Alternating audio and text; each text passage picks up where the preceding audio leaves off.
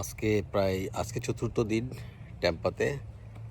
প্রত্যেক দিনই বের হয়েছি বিদ্যুতের সাথে, কিন্তু যেহেতু ওর অফিস, কালকে সন্ধ্যায় বের হয়েছিলাম। আজকে একটু একাকী ঘুরছি, একাকী বের হলাম বাসা থেকে। ওয়েট করছি উবারের জন্যে। দেখি আজকে একাকী ঘুরতে কেমন লাগে।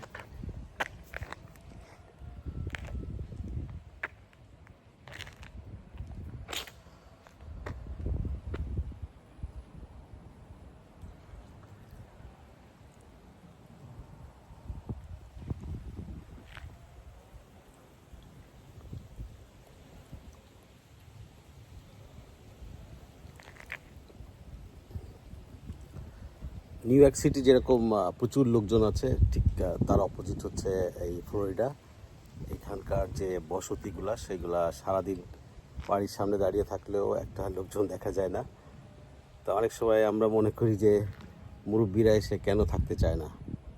যখন বাংলাদেশে ফেরত যায় তখন অনেকে বলে যে আর এই আমেরিকা থেকে না থেকে আপনি এখানে চলে আসছেন, আবার চলে আসছেন, এখানে তো কেউ থাকে না, সব তো আপনার ছেলে মেয়ে আমেরিকায়। কিন্তু তারা আবার গ্রামে চলে যেতে চায়, কারণ মুরব্বী যারা থাকেন তারা গ্রামে পাশের বাড়ির মহিলার সাথে গল্প করেন, এটা ওটা করেন, গ্রামের সম্পত্তি দেখাশোনা করেন, কিন্তু এখানে এসে তাদের কোনো কাজ থাকে না। তো যার কারণে তারা আসলে থাকতে চায় না। আমরা চিন্তা করি যে আরে আমেরিকা বিরাট ব্যাপার, আমেরিকা অবশ্যই বিরাট ব্যাপার, কিন্তু আমরা যারা বাংলাদেশে বেড়ে উঠেছি তাদের মেন্টালিটি এক ধরনের। আমরা আসলে প্রচুর লোকজন নিয়ে থাকতেই বেশি পছন্দ করি। আমাদের আমেরিকার যে সৌন্দর্য, এটা আসলে বেশি দিন আমাদের ভালো লাগে না।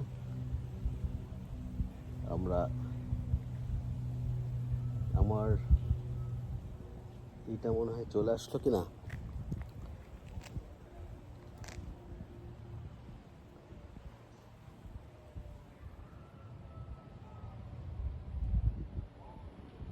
প্রাইভেট ওয়ারের গাড়িটা কই? যেটা বলছিলাম, সন্ধ্যার সময় মোড়ের মাথায় আড্ডা দিব, চা খাবো। তো এখানে সেটা সম্ভব না, বিশেষ করে ফ্লোরিডাতে একেবারেই না।